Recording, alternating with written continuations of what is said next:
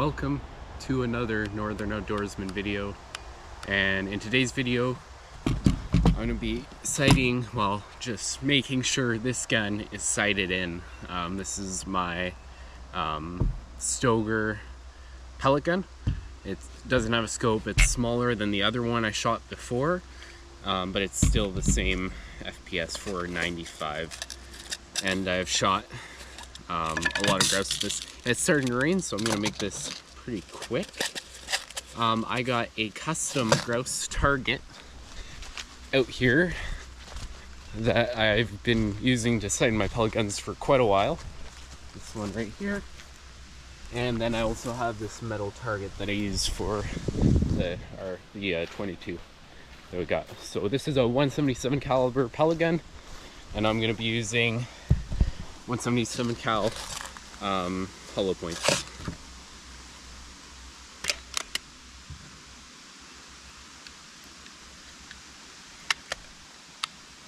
So we're going to give it one shot at the small target in the middle of the metal ones.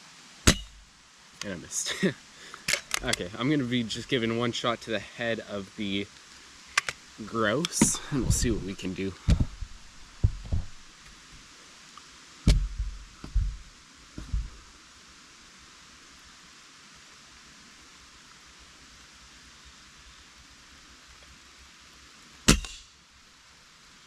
Nailed it. And I'm at about 20-30 feet right now, so it's a good distance for grouse. You don't really want to go longer than that with these lower powered pellet guns, but in Canada here we can have these without a firearms license because they're under 500 feet per second.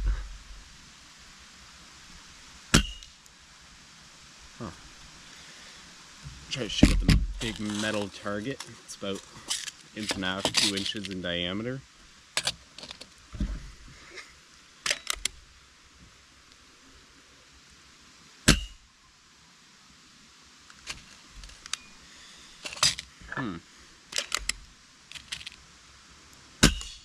Nailed it again, right in the head.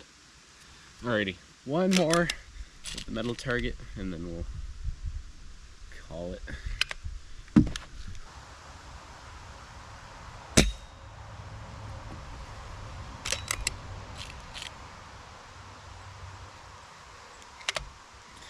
Let's give it one more. Nailed it. I can only see 2 hits on this grouse, one right there and one up here. So pretty much you're gonna kill it. This is just kind of a rough picture of what a grouse, the actual size of one, but accurate enough for sighting stuff in. Well, thanks for watching, and like I said, this will be the gun I use for most of my grouse hunting, because I cannot use a firearm, unfortunately, by myself. So I'll be using this pellet gun for most of my lone hunts. So hope you enjoyed today's video, and I'll see you in the next one.